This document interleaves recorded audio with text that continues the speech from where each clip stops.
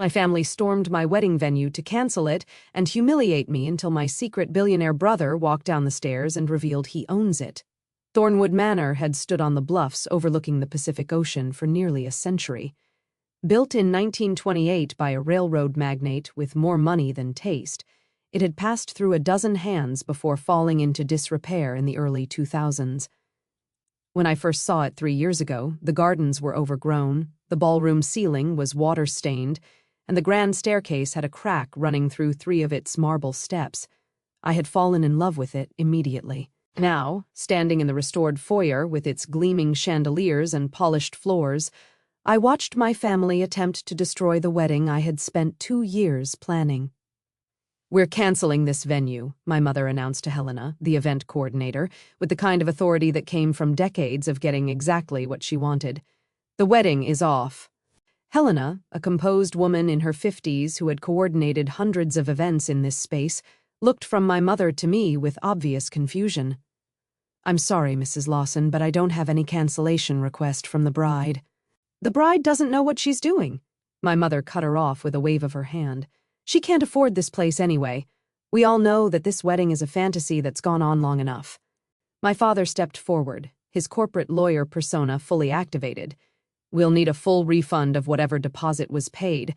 I'm sure you understand that under the circumstances, holding funds for an event that won't be taking place would be legally questionable." "Robert, please." My Aunt Patricia placed a hand on his arm, though her expression suggested support rather than restraint. "Let them handle this professionally." The "them" in question was the small army of family members who had descended on Thornwood Manor this morning, ostensibly for a final walkthrough before tomorrow's ceremony. My mother, my father, Aunt Patricia, Uncle William, my grandmother Eleanor, my younger sister Madison, and Madison's husband, Derek, all gathered in the foyer like a jury that had already reached its verdict. I stood slightly apart from the group, next to my fiancé Nathan, who was gripping my hand so tightly I could feel my engagement ring pressing into my finger. His parents, Susan and Michael Chen, flanked his other side, their faces reflecting the same bewildered horror I felt. "Mrs. Lawson," Helena tried again, her professional smile showing strain. "I really need to speak with Miss Lawson, with Olivia, directly about any changes to the event." "Olivia has nothing to say." My mother turned to look at me, her expression a mixture of pity and contempt that I had become intimately familiar with over the past 31 years. "Do you, sweetheart? You can't actually afford this venue. You can't afford that dress you picked out. You certainly can't afford to marry someone without a real career." Nathan stiffened beside me. He was a marine biologist who had spent the last decade studying coral reef restoration, work that was important and meaningful even if it didn't come with a corner office or a 6-figure salary. "Catherine," Susan Chen's voice was sharp, "that's completely uncalled for." "Is it?" My mother raised an eyebrow. "I'm simply stating facts. Olivia works at a nonprofit. Nathan studies fish. Between the two of them, they probably make less than Madison's shoe budget." She laughed at her own joke, and several family members joined in. Madison, my younger sister by 4 years, smiled prettily. She had always been the golden child, married at 25 to Derek, an investment banker who came from old money and worked at a firm that managed even older money. Their wedding had been a $2 million affair at the Ritz-Carlton, featured in 3 bridal magazines and talked about in our family with the kind of reverence usually reserved for religious experiences. My wedding, by contrast, had been met with skepticism from the moment I announced my engagement. "The venue alone is $80,000, my father said, addressing Helena as if I weren't standing right there. "There's no way Olivia could have afforded the deposit, let alone the full amount. Either she's committed fraud or someone else is paying for this. Either way, we need to sort it out now before this charade goes any further." "It's not a charade," I said quietly. Every head turned toward me. It was the first time I had spoken since the ambush began. "Oh, honey." My mother's voice dripped with condescension. "We know you want this to be real. We know you've dreamed of a beautiful wedding in a beautiful place, but dreams don't pay bills. And frankly, after everything Nathan's family has failed to contribute," she shot a pointed look at Susan and Michael, "it's time for someone to be honest with you." "We offered to contribute," Michael Chen said, his voice tight with controlled anger. Multiple times. You refused. Contribute what? A few thousand? My father laughed. This venue costs more than your house. The insult hung in the air, ugly and deliberate. Susan's face went red. Nathan made a sound low in his throat, something between a growl and a word. That's enough. I released Nathan's hand and stepped forward, placing myself between my family and his. You don't get to come into my wedding venue and insult my future in-laws. Your wedding venue? Madison laughed. Please, you can barely afford your apartment. You drive a 10-year-old Honda. Last Christmas, you gave everyone homemade gifts because you couldn't afford real presents. I gave homemade gifts because I thought they were meaningful. You gave homemade gifts because you're broke? Madison examined her manicure with studied disinterest. Just admit it. This whole thing is some kind of elaborate delusion. Either that or you're in debt up to your eyeballs. Grandmother Eleanor, who had been silent until now, stepped forward with the aid of her silver-handled cane. At 83, she was still the family matriarch, her opinion carrying more weight than anyone else's. Olivia, dear. Her voice was gentle, which somehow made it worse. We're not trying to hurt you. We're trying to protect you. You've always been the dreamer of the family, head in the clouds, as your grandfather used to say. But there comes a time when dreams need to give way to reality. And what is reality, Grandma? Reality is that you can't afford this life. You work for a nonprofit that probably pays you in gratitude and good feelings. You're engaged to a man who plays with fish for a living. You've booked a venue that costs more than most people's houses. Something doesn't add up. Helena had been watching this exchange with growing discomfort. She caught my eye, a question in her expression. Do you want me to call security? I gave a tiny shake of my head. Not yet. So, what exactly is your plan here? I asked my family. You show up the day before my wedding, cancel my venue, and what? I just go home and forget the whole thing? You come home and let us help you sort out this mess, my mother said, as if this were obvious. We'll deal with whatever debts you've accumulated. We'll help you end this engagement gracefully, and then you can start over, maybe with someone more suitable. More suitable? Nathan's voice was dangerously flat. You mean someone with money? I mean someone who can provide for her properly. My mother didn't even pretend to soften the blow. Someone from a good family, someone who didn't grow up in... Where did you grow up, Nathan? Some farming community in the Central Valley? My parents are teachers, Nathan said. They worked hard to give me opportunities. I'm proud of where I come from. Yes, well, my mother's dismissive tone said everything. Pride doesn't pay for Thornwood Manor. Catherine, that's enough. Susan stepped forward, her small frame rigid with anger. You've insulted my son, my husband, and our entire family. You've tried to cancel a wedding that isn't yours to cancel, and you've done all of this based on assumptions that you've never bothered to verify. What's there to verify? My father spread his hands. We know what Olivia makes. We know what Nathan makes. We know what this venue costs. The math doesn't work. Maybe your math doesn't work, I said. Maybe you don't have all the numbers. My mother laughed. Oh, sweetheart, what numbers could we possibly be missing? Did you win a lottery, find buried treasure, rob a bank? She glanced at the rest of the family, inviting them to share the joke. Please enlighten us. Where did the money come from? Before I could answer, Helena's tablet buzzed. She glanced at it, and something shifted in her expression, a flicker of understanding or perhaps relief. If you'll excuse me for just a moment, she said, there's a call I need to take. She stepped away, but not far, just to the edge of the foyer, where she could still be heard if she spoke loudly enough.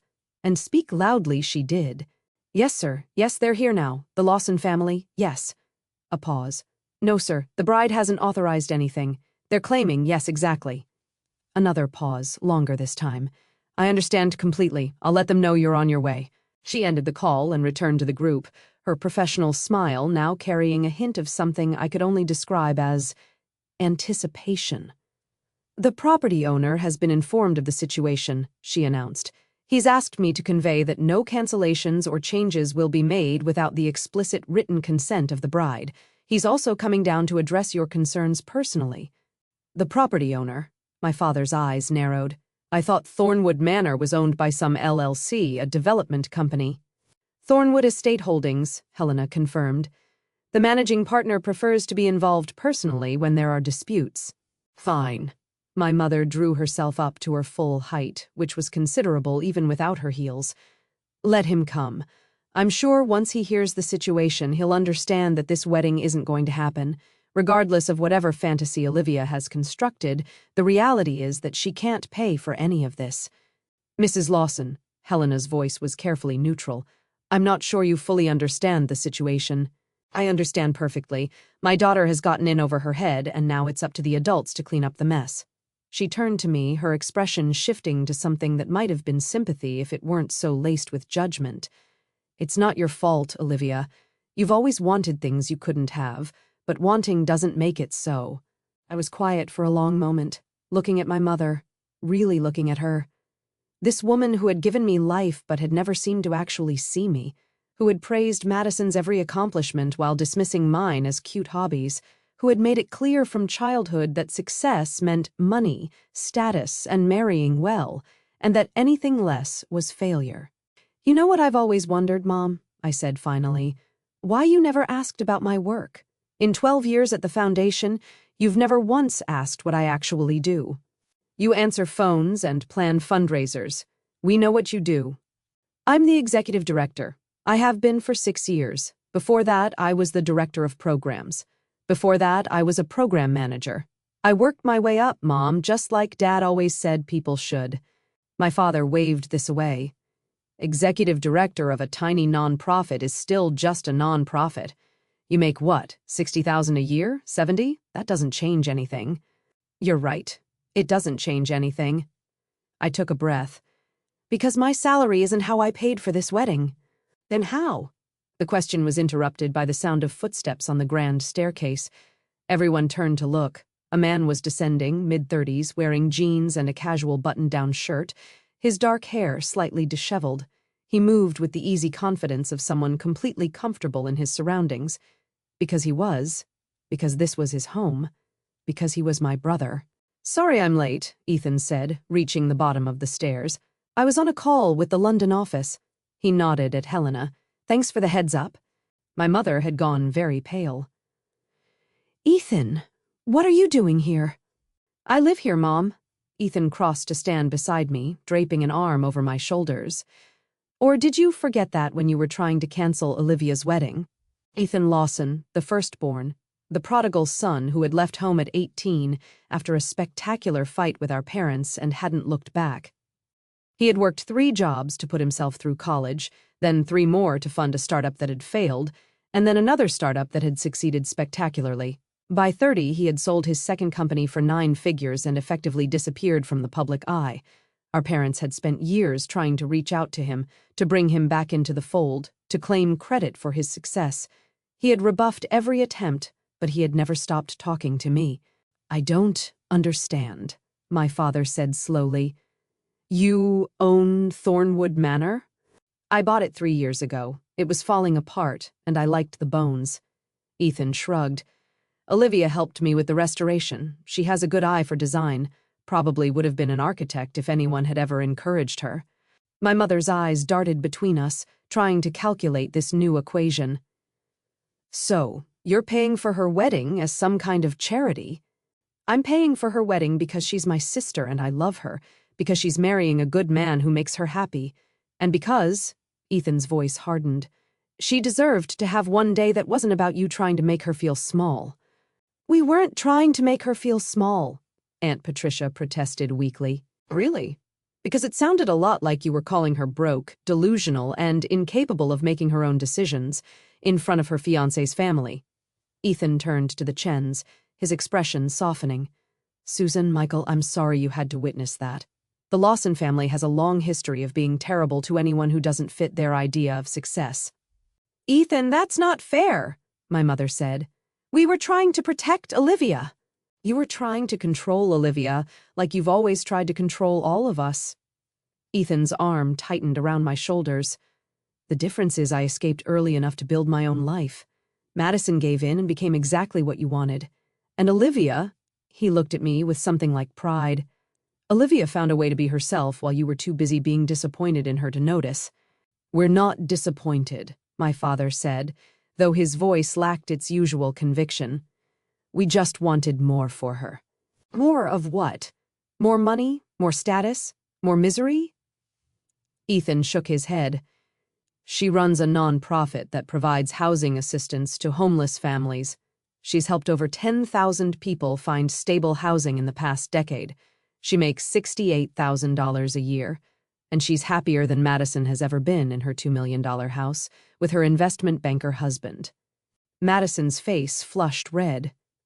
"Excuse me?" "It's true and you know it." Ethan's voice wasn't cruel, just matter of fact. "I'm not saying your life is bad, Madison.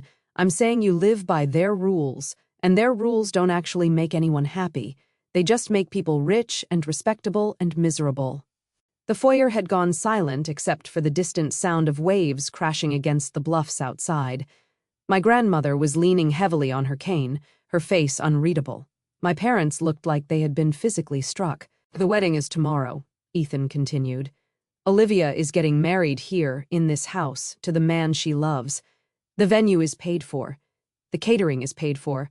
The flowers, the music, the photographer, all paid for. Not because Olivia couldn't afford a wedding, but because I wanted to give my sister one day of absolute perfection without any of you finding a way to ruin it." "But you didn't tell us," my mother said. "All these years you didn't tell us you own this place. You didn't tell us you were back in contact with Olivia." "Because I knew exactly what would happen if I did." Ethan's voice was flat. "You would have found a way to make it about you, to take credit for my success, to use my money to control Olivia the way you use yours to control Madison. I stayed away to protect myself. I stayed connected to Olivia because she was the only one who ever loved me without conditions." My mother's eyes filled with tears. "That's not true. I love all my children." "You love the children who do what you want. You tolerate the ones who don't." Ethan finally released me and took a step toward our mother. "When I dropped out of law school to start my first company, you told me I was throwing my life away. When I was sleeping on a friend's couch because I couldn't make rent, you offered to help, but only if I came home and took the job Dad lined up for me. When I finally succeeded, you suddenly wanted to introduce me to all your friends as your entrepreneur son, but you never actually cared about me. You cared about what I represented." "That's not," my mother started, but Ethan cut her off. "When's my birthday, Mom?" She blinked. "What? My birthday? When is it?" A horrible silence stretched out. I watched my mother's face cycle through confusion, effort, and finally a shame so profound it seemed to age her years in seconds. March 15th, she tried. "November 2nd, Ethan said quietly. "I turned 35 last month. Did you call? Send a card? You have my address. I know you do because you've sent your assistants to try to contact me at least a dozen times over the years." My mother had no answer. "Olivia calls every year," Ethan continued. "She sends a gift. She remembers my favorite foods, my favorite books, the name of my cat. She asks about my work because she's actually interested, not because she wants to tell her friends about it. She's the only person in this family who ever made me feel like I mattered. Not for what I could do or what I could become, but just for who I was." I felt tears sliding down my cheeks. Nathan's arm came around me, steady and warm. "So, yes," Ethan said, his voice hardening again. "I'm paying for her wedding. I'm hosting it in my home, and tomorrow I'm going to walk her down the aisle, assuming Dad doesn't want the honor after today's performance." My father looked like he had been struck. Of course I want to walk her down the aisle. She's my daughter." "Then act like it." Ethan's voice brooked no argument. "Tomorrow you will be here. You will be supportive. You will smile in photos and make pleasant conversation with Nathan's family. You will not make comments about money, about careers, about who deserves what. You will treat Olivia like the incredible person she is, and you will treat Nathan like the man who makes her happy. Is that clear?" Another silence. Then, slowly, my father nodded. "Good." Ethan turned to Helena. "Could you show the Lawsons to the guest cottage? I think everyone needs some time to cool down before the rehearsal dinner." "Of course, sir." Helena's professional composure had fully returned, though I caught a hint of satisfaction in her eyes. "If you'll follow me." My family began to move toward the door, subdued and uncertain. But Grandmother Eleanor paused, turning back to look at Ethan and me. "I remember," she said quietly. Ethan frowned. "Remember what?" "November 2nd. You were born during a storm." She smiled, something sad and soft in her expression. "And Olivia used to save her allowance to buy you birthday presents. She would show me before she wrapped them, so proud of what she'd chosen." "Grandma," I started, "I know we've failed you both." She came closer, leaning on her cane. "I know this family values the wrong things. I've known it for years, but I was too set in my ways to change anything." She reached out to touch Ethan's cheek, then mine. "But I want you to know I'm proud of you, both of you. Not for the money or the manner or any of that, for staying kind, for staying true to yourselves." Ethan's composure cracked slightly. "Grandma, walk her down the aisle tomorrow, Ethan. You've earned it." She patted my cheek gently. "And you, my dear, have a beautiful wedding. You deserve it." She turned and followed the rest of the family out, leaving Ethan and me standing in the foyer with Nathan and his parents. "Well," Susan Chen said finally, "that was a lot." I laughed, a wet, shaky sound. "I'm so sorry. I knew they could be difficult, but I never thought they'd actually try to cancel the venue." "Don't apologize for them," Michael said firmly. "You're not responsible for their behavior." "He's right." Nathan pulled me closer. "You're not your family, Liv. You've never been your family." Speaking of which, Ethan straightened his shirt, his composure returning. "The rehearsal dinner is in 4 hours. I've got the chef making Nathan's mom's fried rice recipe. I hope that's okay, Susan. I found it online and thought it would be a nice touch." Susan's eyes widened. "You're serving my recipe at the rehearsal dinner? Family recipes from both sides. That's what this wedding is about, right? Bringing two families together." Ethan smiled. "The fact that it might annoy my mother is just a bonus." Susan laughed, a genuine, delighted sound. "I think I'm going to like having you as family, Ethan." "Likewise." He turned to me. "Now you have a wedding to prepare for.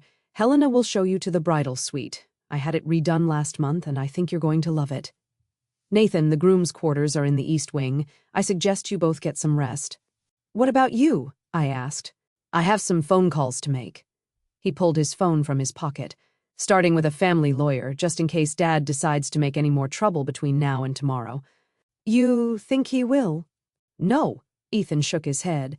"I think I scared him enough to behave, but preparation beats hope every time." He headed for the stairs, pausing halfway up to look back at me. "Hey, Liv." "Yeah?" "I meant what I said. You're the reason I stayed sane all those years, the reason I didn't just cut the whole family off and disappear." His expression softened. "You saw me when no one else did. I just wanted to return the favor." Before I could respond, he was gone, disappearing up the stairs to whatever corner of this enormous house he called his own. Nathan squeezed my hand. "Your brother is something else." "He really is." I wiped my eyes with my free hand. "I still can't believe he bought this place. He never even told me until the renovation was finished. He just called one day and asked if I wanted to come see his new house." "That sounds like something he'd do." Nathan kissed my forehead. "Come on, let's go see this bridal suite. I have a feeling tomorrow is going to be a very long day." The wedding was everything I had dreamed it would be, and nothing like my family had expected. The ceremony took place on the bluff, with the Pacific Ocean crashing against the rocks below, and the setting sun turning the sky into a canvas of orange and gold. Ethan walked me down the aisle, his arm steady under mine, and when he handed me off to Nathan, I saw tears in both their eyes. My parents sat in the front row, their expressions complicated but their behavior impeccable. Whatever Ethan had said to them during the hours between our confrontation and the ceremony, it had worked. My mother even managed to smile when Nathan stepped on the glass at the end of the ceremony, a nod to his Jewish heritage that we had incorporated into the otherwise secular service. The reception was held in the restored ballroom with its soaring ceilings and crystal chandeliers. Susan Chen's fried rice was served alongside my grandmother's pot roast recipe and Nathan's aunt's famous spring rolls.